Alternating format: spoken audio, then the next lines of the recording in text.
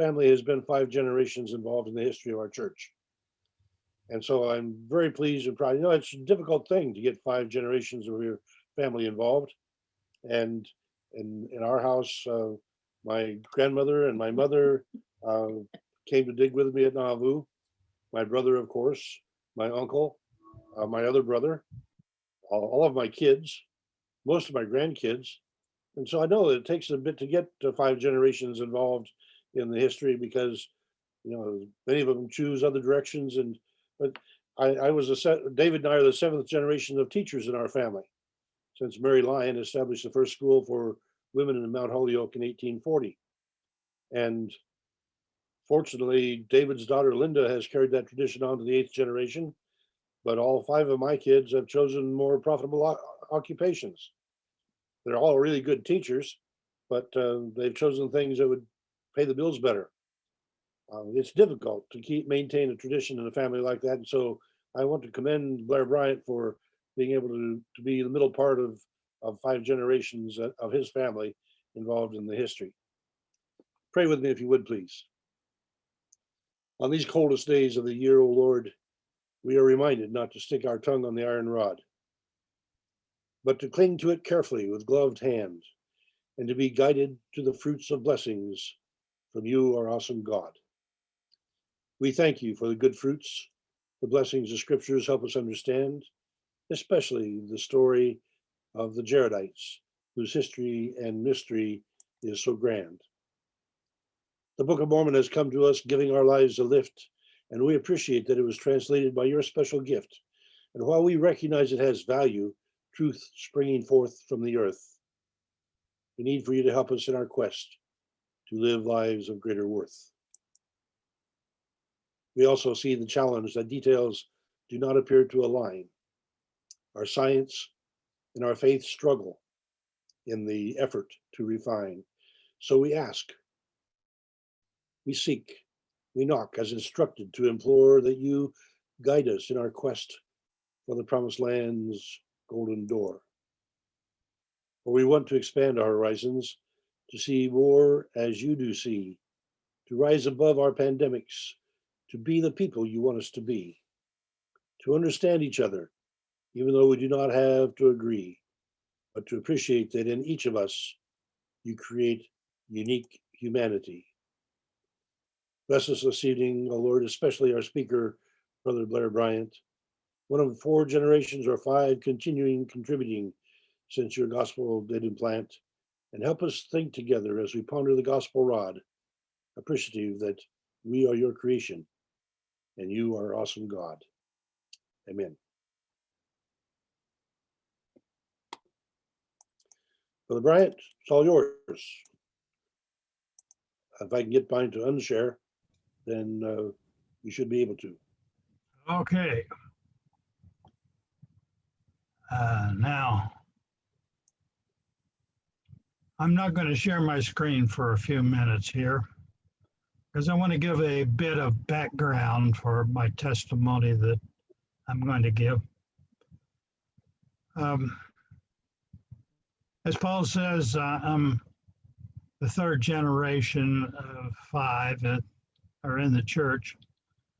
My grandfather was a kind of a scallywag who happened to stumble onto a church group at camp where they were preaching, and he had a bunch of followers, and they were going to tear up this Mormon group, scare them, get them out of their tents. And as he sat there listening to what was going on at the tent meeting, he realized there was something to it, and he called his people off. They sneaked away, and many years later found the church. My father, 2nd generation, at one point was a member of the motorcycle gang. He and my mom joined the motorcycle gang because my dad liked his motorcycle so much. And yet they began doing things and recognizing that they were leaving the gospel. My dad finally said no more.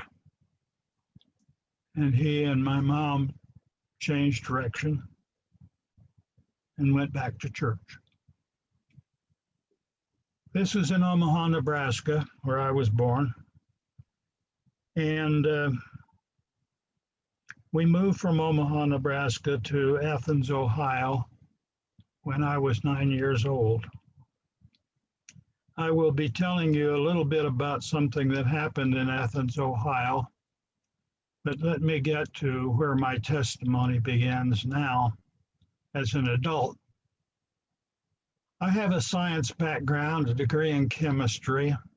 I got a degree in master's degree in guidance and counseling, and accumulated a doctorate in education from the University of Southern California, working for the Army. The opportunities for this education came about because I was working with Army education centers. So I was living in Germany in 1987. When I got a job there in the Army Training Center about 30 miles from the Iron Curtain at the Czech border. I was there when the Berlin Wall fell in 1989. I was there when we had Project Desert Storm, or desert storms going into Kuwait and Iraq. I was there when the troop drawdown came because communist governments fell apart, USSR, and we had great hope for democracy for Russia. And the troops were being pulled out, sent home, and they were trying to draw down manpower in Europe. And accordingly, when they offered me $25,000 to retire early at the age of 61, I snapped it up. I retired at 61, but we stayed in Germany for another 2.5 years because my wife was also working for the government, was not yet able to retire. But here I was at 61 in September of 93 and wondering, okay, what do I do with my life now? I don't go to work every day anymore. What am I supposed to be doing that's meaningful? In addition, I had a habit I was trying to break because I wasn't feeling very spiritual with it. It was keeping me away from God. And so I was doing a lot of praying and trying to avoid that habit. Now I wanted to go to World Conference. Here I was. This is the fall and winter of 93, the conference of 94, where the temple was going to be dedicated. And I thought I'd like to go to the temple dedication. I felt that I could have a more spiritual experience there. And then in early 94, not early 94, yes, it was in 94 that I got a letter from my mother saying she was going to sell her house in Independence and move in with my sister, who was building a new house in Blue Springs, Missouri, just outside of Independence. And she was going to be getting rid of the old house. And so it occurred to me that one of the things that I could do would be to go to a conference and then stay several weeks to help my mother get rid of the stuff in the house so that it was ready for sale. Of course, I called Mom and told her that, and she, of course, sure, come on, as a good mother would. Anyhow, at the beginning of April, I left to go to Independence and had planned to spend about 6 weeks there helping Mom get rid of the household stuff. But I felt a kind of a lack of something at that conference. I thought I would have an experience, perhaps somewhat like what happened at the Kirtland Temple at that dedication, where there was such an endowment of the Spirit. But I was hoping for something like that, but of course that didn't happen. So I felt kind of a spiritual letdown. I was seeking something. I'd been seeking something for some time. But after the conference was over, we started working on the house. The first thing that we had to get rid of was my mom's angel collection. My mom had over 100 angels, 150 more like, angels that she'd picked up from around the world. She had a tour business and she was going around the world a lot. My dad also, as a contrarian, quoted the Book of Mormon and said there must be an opposition in all things, so Dad had a devil collection. But we had to get rid of all that sort of stuff. Fortunately, there was a shop about 4 blocks from the temple, east of the temple, called the Angel Lady. And we went there and Mom sold all of her angels. It's a mess. Got rid of those angels in a hurry, but nobody wanted the devils. But we managed to give it away to a shop, something like Goodwill. And we had a massive yard sale, got rid of a bunch of furniture and stuff. I see my mom had been living there for almost 20 years. 8 of that, she'd been a widow. My dad had been gone for 8 years at that point. And we got rid of quite a bit of stuff at the yard sale, but fortunately there was one of those hangers-on who came along and says, I'll take everything off your hands, except for that desk. He says, I don't want that desk. And I said, hey, this is a package deal. You can have everything. You take that heavy desk. We don't want it. So he took it. And we got rid of a lot of stuff there. But my mother, who was converted to the church because she believed, quite contrary to her religions in which she was raised, that babies were innocent. And she found that we blessed babies, we didn't baptize them. That was the one thing that really nailed it for her. But she had a Sunday school teacher by the name of Adentia Smith Anderson, which some of you may recognize as being the author of the music of the Old Path. Adentia Smith Anderson was a granddaughter of Joseph Smith, and she wrote the music for the Old Path. Her cousin Vida Smith, also a granddaughter of Joseph Smith, my mother knew, but it was especially Adentia Smith Anderson that gave my mom a background of doctrine from the church that was really set with Mom. And it was a result of that. Finally, babies are blessed, not baptized, that got Mom involved with the church. When we moved to Ohio, I told you we went to Ohio. My dad, who was in the printing business, was offered a job because he had just taken a course that was unusual, because here we were in the middle of the Depression. This was 1939, 1940 that my dad took this course in Chicago. They sold the house. They sold my dad's motorcycle. And that's when they turned their lives around and went to work for God. My dad, a specialist in the printing business, was hired because of that training that he took in Chicago. There was a change coming in the printing business at that point. My dad said it was the old printing system that he had learned was going to direction of the buggy whip makers. He says, I've got to learn the new things about printing. And so he took this new job in Ohio. I was 9 years old when we moved there. And my mother became in charge of the Sunday school class in the Plains, Ohio, a very small town on about 5 miles from Athens, Ohio. And then the war hit, December 7th.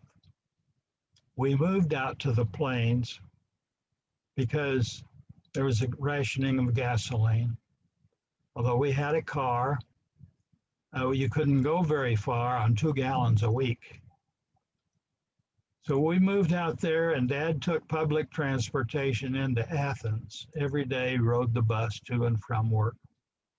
And we didn't go very far with a car. The tires on this car were shot, and it was in November of 1941 that they ordered new tires for Montgomery Ward. The tires never got there because of the war effort. All civilian tires were frozen. We couldn't drive the car anywhere because the tires were so close to bare. Instead of putting new tires on, you could recap them, put on more rubber, or you could carve into the old tire and make more tread. That was retreading. But we drove that car for 3 more years until 1944. Anyway, this was happening in Athens, Ohio. There, my mom got before a Sunday school class, and she held up a Book of Mormon, and she said, do you know what this is? And there were just about 6 of us kids there, and none of us knew. One of the adults says, that's a Book of Mormon. And my mom says, that's correct. She says, do you know what's in the Book of Mormon? Nobody said anything. She says, I don't know much about it either. But I'm going to tell you what's in the Book of Mormon. Every Sunday, I'm going to come in here and tell you a story from the Book of Mormon. And Mom did. The very next Sunday, she gave the first lesson. People who attended the church or visited thought very highly of the stories that she was telling. And Mom ended up writing 52 chapters of that book. It was written for children, and it was called Between the Covers of Book of Mormon when it was first published. You can't see it, I guess. All right, sorry about that. I have in my hand here the first bound copy of that book. I asked Mom for the first copy when that book was published. It couldn't be published by the church until after the war because of rationing of paper. The church could not publish books until after the war.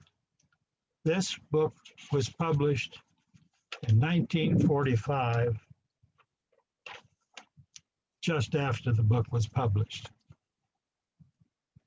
Can you see anything of that? I guess not. My background is covering things up.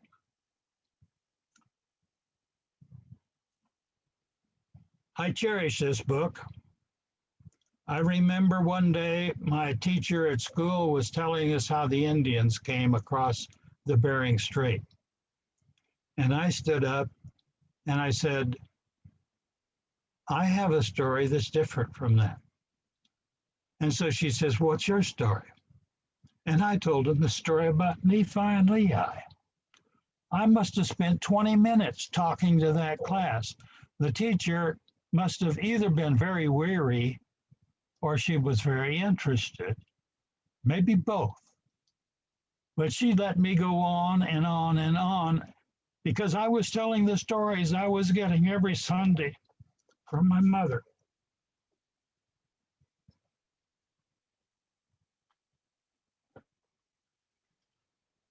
Mom went on to write other books, Between the Covers of the Doctrine and Covenants, Between the Covers of the Old Testament. And she had a library. She never got beyond high school as far as formal education was concerned.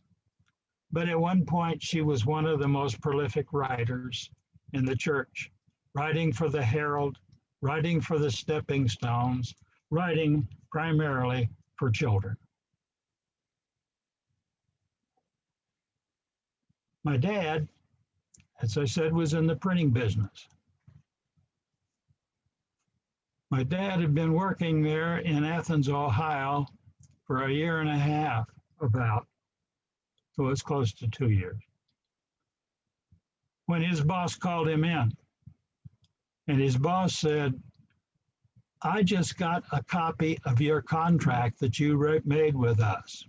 You were hired to do this specific printing kind of job for us, and we cannot do that now because we're printing maps for the government, maps of Europe for the government, and we are unable to fulfill the contract that we have with you. Would you like to continue working with us? If you do, we got to give you a reduced salary because you'll be doing different things than what we contracted for. Or we'll give you $500 for moving expenses. Dad talked it over with Mom. Dad said, there's one more thing I need to know about the printing business, and that's given down in Pressman's Home, Tennessee, at the printing school. He says, I need to get that part of the printing business in hand, and I'll know the printing business from one end to the other. They used that money to send my dad to school. When my dad got into the school and he graduated, they asked him to stay on as an instructor. And he and my mom talked about it, and our family moved to Tennessee. It was a miserable period of time. That car was still riding on the original tires. It got us to Omaha and back to Tennessee, riding on those original tires. In Tennessee, Dad got the agreement. He says, I'll work here for you if I can use your printing equipment to do things that I want for my church. And they says, you can use anything that we've got here, the latest equipment, if you will simply pay the cost of the materials that you use. You will do it on your own time, and you can work here. It was there that Dad made the illustrations for this book that my mom wrote, Between the Covers of the Book of Mormon. It was there that Dad made slides, missionary slides, that eventually became the Go Ye and Teach slides from the World Church. Dad was hired by the World Church to establish the audio-visual department in the auditorium.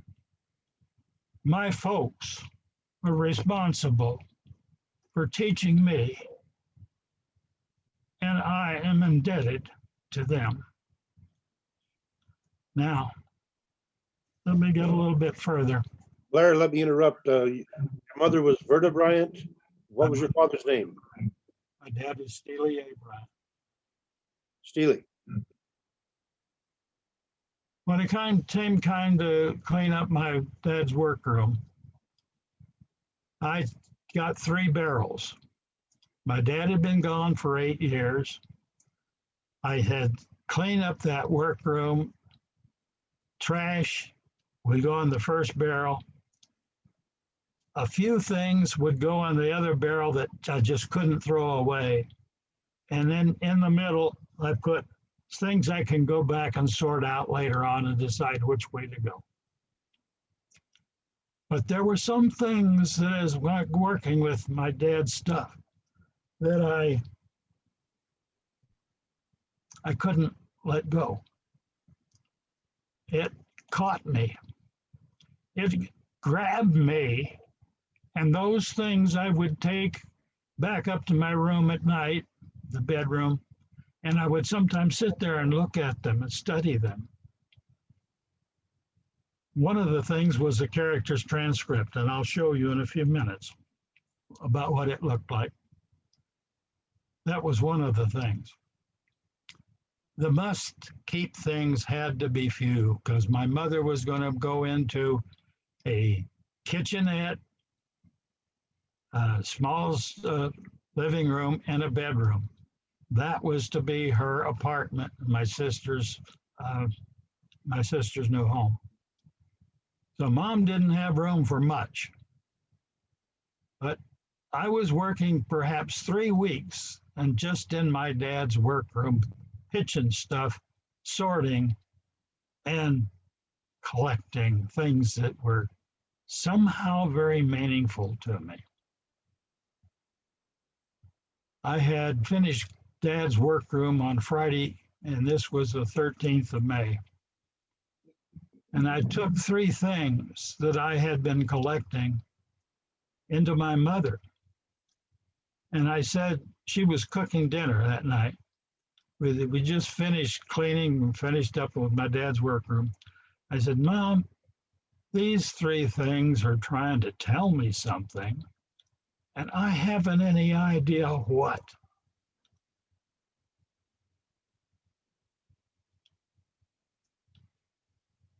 Well, the next week we started on my mom's library. Her professional library was quite extensive. She did a lot of study on the side. What could she take to her apartment to keep? We started sorting.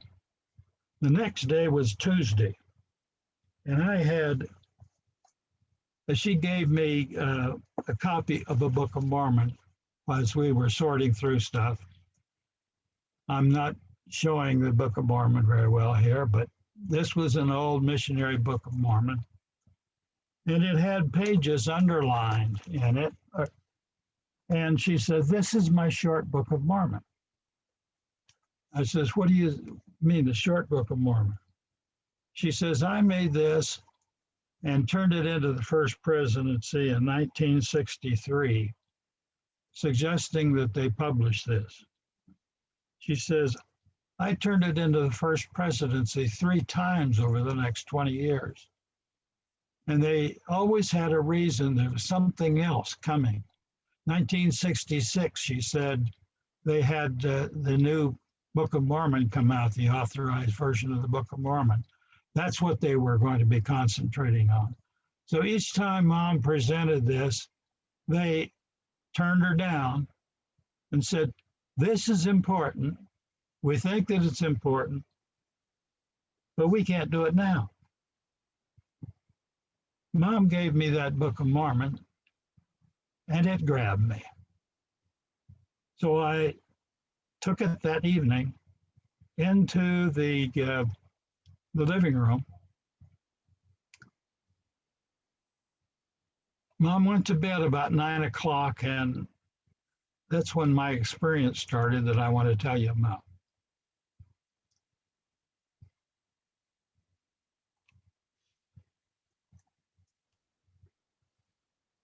I took that short Book of Mormon into the living room and tossed it onto the sofa where I was just about to sit down.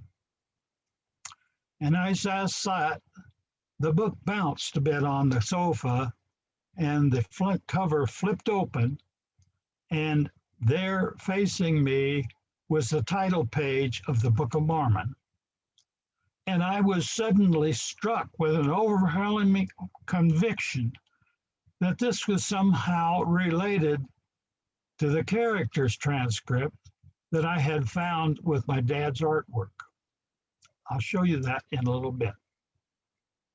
I immediately leaped to my feet and I rushed into the bedroom and grabbed that because I knew there was something related between those two things.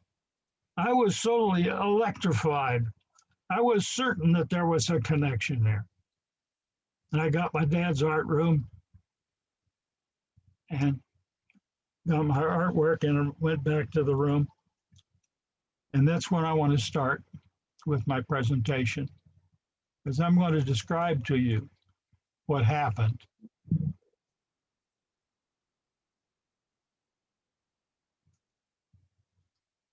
My dad's artwork looked like this. The white characters on a black background. I recognized it immediately what my dad had done. You see, the original looks like this. It's in the archives of the temple right now. I've seen it and had it in my hands twice. Looked at it very carefully to see that the spots that are on there, which one should be there and which one shouldn't be there. These spots that I'm pointing to here should not be there. There are some smudges. Here was a smudge, an ink smudge. I'm not seeing that. Blair, are you trying to share your screen? Oh, I'm not sharing my screen? No. Nope. Okay, thank you very much for telling me. I forgot that. I'll go back. Now, how do I get to that?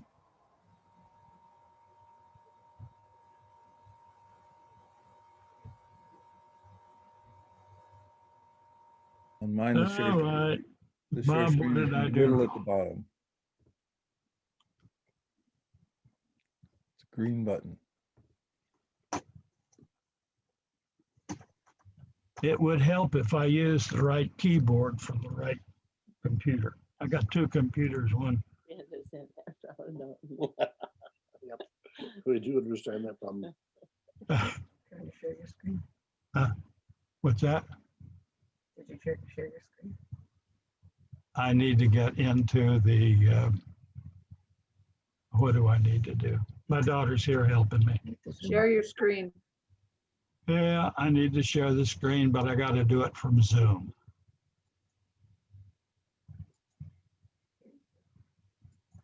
There we go. I'm sorry.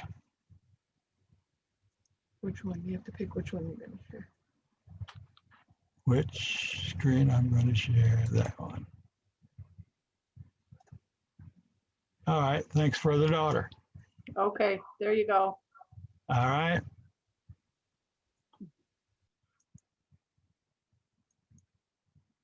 Where?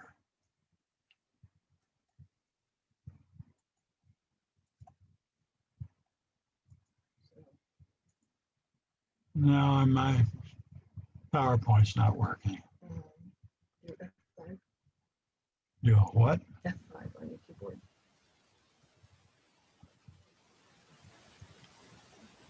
Are we seeing anything now?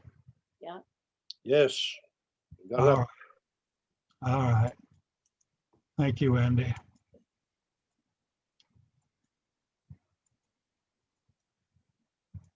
This is what my dad's artwork looked like. And there was, this is what the original document is. It's in the temple archives.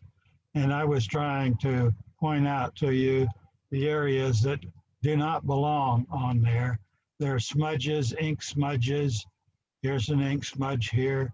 There's an ink smudge down here and an ink smudge here, and so on. My dad had reversed the image like this. And when you've got that, you're an artist and you're working in printing, all those spots that were dark on the original, you simply put a dot of paint over and it hides those darks. When you reverse the image, you get something like this. Now that's a much better image for publishing. And this is a kind of a thing that my dad was doing with his artwork for the church. So I recognized this immediately when I saw it. And I want to tell you about the experience that I had here with it. This is the characters that I've identified A1 through A26 because I found that this reads right to left, not left to right. I didn't know that when I started it, but I'll tell you how I got to the knowledge of that. Each line is numbered with a letter and sequentially from right to left up to A26. Starts over here with B1 and goes over to B24. I'm going to use this and compare it with what's over here. This is the front page or the title page of what was in the Book of Mormon. And I was convicted that these two were related. And I'm going to show you how I came up with that. First, my eyes and attention were led. I was directed in a series of nonverbal messages of the idea of compare here to there. And they came in several specific spurts. And I'm going to tell you what those spurts were. The first one was compare the end of the message to here. Now, I would have thought that this part right down here was the end of the message.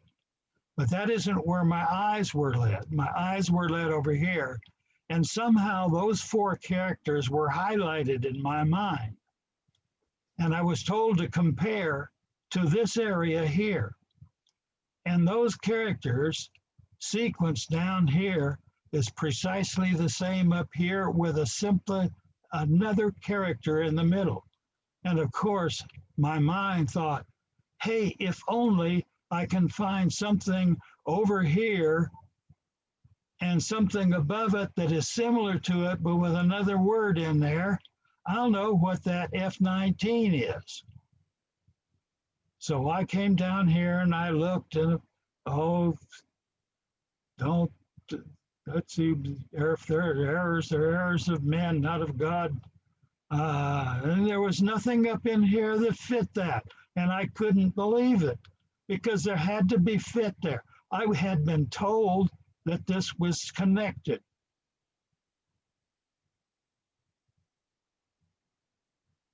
And then I got to this point. I looked up at the first paragraph.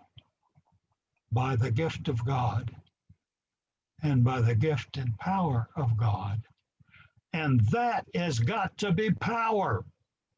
And I can't tell you the strength that power came to me as I understood that word right there was power. And I don't even know how I knew it was a word. I didn't know I wasn't looking for an alphabet. I was looking at a word, and that was given to me. I didn't know it before. Wow. I was amazed. And almost immediately, I got another direction. Compare the beginning of the message to here. The beginning of the message has highlighted again those four characters. And I knew those four characters somehow meant something about an account written by the hand of Mormon. I don't know how I knew that, except I was guided to that.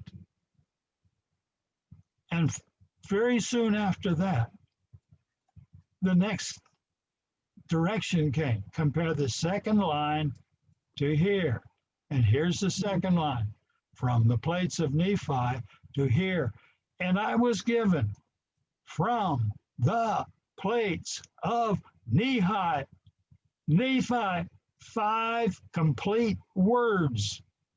I now knew what those meant. I knew that this down here was power.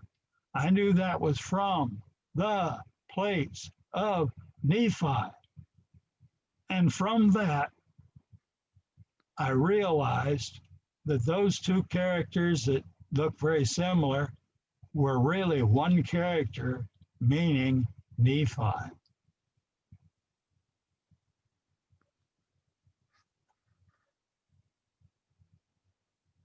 things seemed to come to a stop at that point. And here it was, probably 11:30, 12 o'clock at night, and I decided I better go to bed. What directed me to this was when I first started on this, I had looked at it and started to go to bed. And I was given one word of admonition. In my head, I heard patience. I stopped dead in my tracks and looked around to see who had said the word, but I knew that there was nobody in that room with me but God. And I knew that I was being told to be patient, and God would show me these things. And only about 15 minutes later did I start to see what I just shared with you. I went to bed, but there was no sleep for me. My mind was electrified. In my mind, I thought, I'm not a translator. I don't know anything about this. Why me? What do I do with this, God? About 2 o'clock in the morning, my mom got up and go to the bathroom. The bathroom was right between our two bedrooms. And I was out of bed, waiting at the bathroom door when she came out. I said, Mom, I got to show you something. And I sat down there and showed her just what I told you. These 4 characters mean something about the gift of God. This means by the gift and power of God, and that's power. And these 4 characters up here deal with book of written by the hand of Mormon. And this is from the plates of Nephi. And as I said that to my mom, I said, Mom, that's Nephi. And Mom, that's Nephi too. And then I looked over here and there was the word Lamanites. I said, Mom, that's Laman and Nephi. And Mom, that's Laman and Nephi over here too. And that's only Laman. Nephi's not there. Those things were given to me. My understanding was opened at that point. One more thing happened. My mind, my eyes dropped down to this part of the line, prophecy and revelation. I said, Mom, that's revelation. Oh, and that's prophecy, prophecy and revelation. And there's revelation again.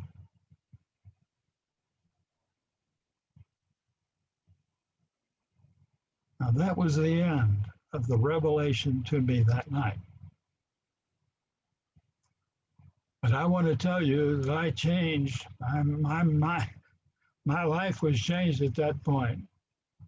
I don't know what could have obsessed me more. I wasn't trained as a translator. I didn't know languages. I spoke a small amount of German.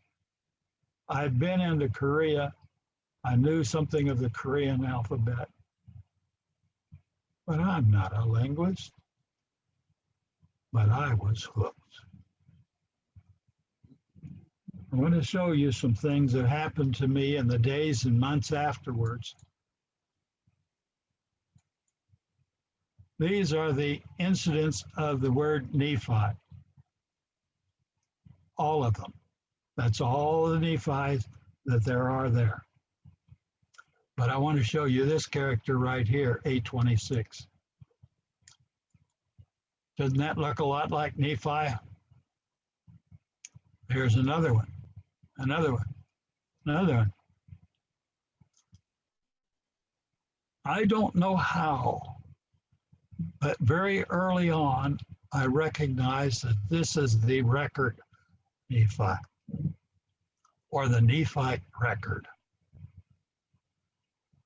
This is Nephi, That's the Nephite record. And I discovered that every time that we see that character, it's the beginning of a sentence. Here, the Nephite record is from Sacred Plate Writings. I'm not going to tell you what the rest of this is. We simply don't have time. Here, the Nephite record tells about the Lamanites and the Nephites, and I can't tell you what the rest of that is. But here,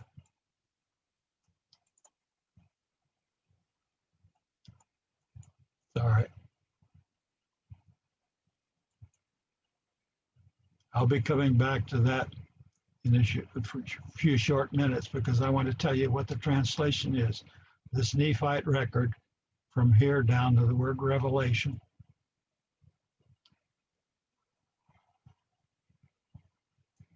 The next thing I want to show you is the word power. This didn't come early. It was about a year before I got the fullness of the meaning of this character. But right now, there are just 3 powers that are obvious. There's another one that is right here that looks like it might have a dot in there. So I'll put that as a maybe, is a power. But folks, there are a lot of them that look like this. What is that? When you have a dot in the middle of it, it becomes power. What is it that becomes power? And as I studied this,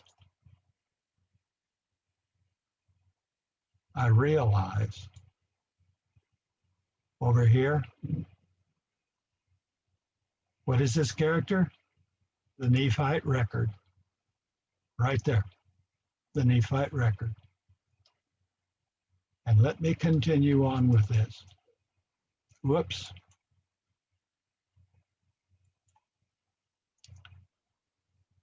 Written. That's written. By way of. That's by way of. Commandment. That's commandment. Spirit. That's spirit. Prophecy and revelation. So that this is the Nephite record is written by way of commandment, the spirit of prophecy and revelation.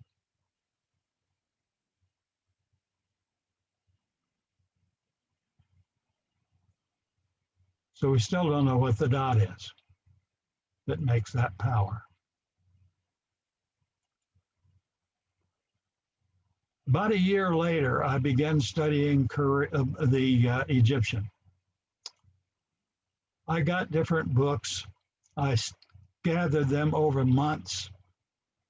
And I've found that there's a little dot that represents sand. You see those dots represent sand. In Egyptian, this is pronounced She. This is SH, and that's A. And then here are 4 little dots of sand. Here's the SH, A, 3 little dots of sand. Here's the SH, A, 1 dot of sand, and that 3 times means repetition. SH, A. Now, I don't know what this character is. Doesn't matter.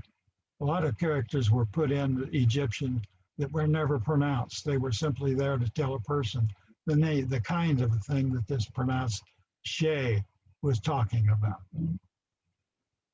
But all these little dots represented sand.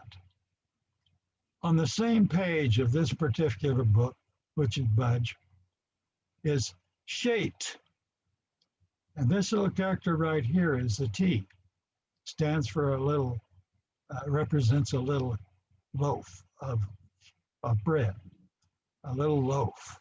It had a pronunciation of T. So that's Shet. But it's associated down here, She, with the seed and sand. Now I suddenly had an inspiration in my mind. I remembered a scripture that said, when Abraham was about to sacrifice Isaac and the hand of the angel stopped him, God made a promise to Abraham. He said, I will bless thee, and multiplying, I will multiply thy seed as the stars of the heavens, and as the sand which is on the seashore. And in thee and thy seed shall all the nations of the earth be blessed, because thou hast obeyed my voice. That was a promise. The same promise was given to Jacob, that was Abraham's grandson, after he wrestled with God all night. Jacob was a scoundrel. He stole things from other people, especially his brother. And he was headed back to meet his brother, and he was scared to death that his brother was going to kill him and his wives and so on. And he wrestled with God all night. And at that point, God renamed Jacob Israel. And what Israel means is God wrestler. And God made a promise to Jacob. I will surely do thee good and make thy seed as the sands of the sea, which cannot be numbered for multitude. That dot means promise. And brothers and sisters, there is nothing more powerful than the promise of God.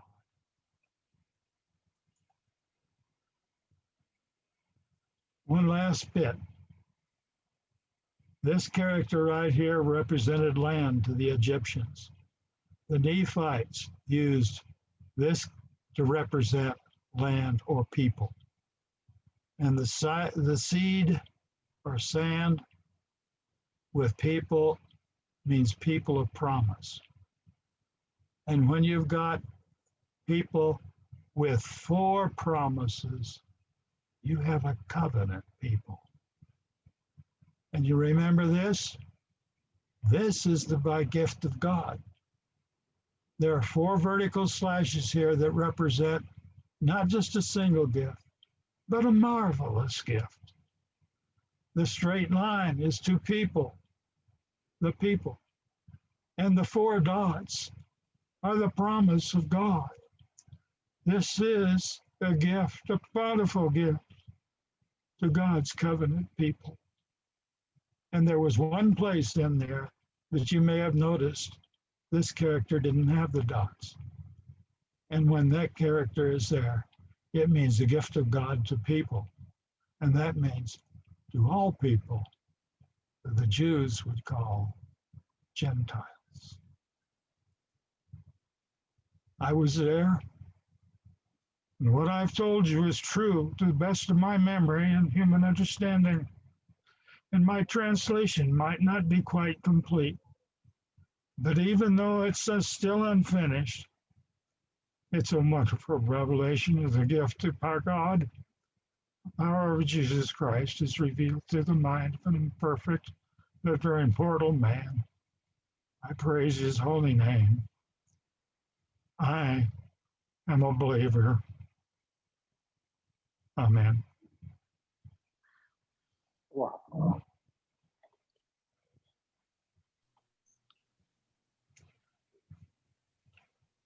My daughter's going to post some references. My story is in a book called Order Out of Chaos. You can get the whole story. It tells about how I made the translation. It's in a blog which is called A Book Unsealed.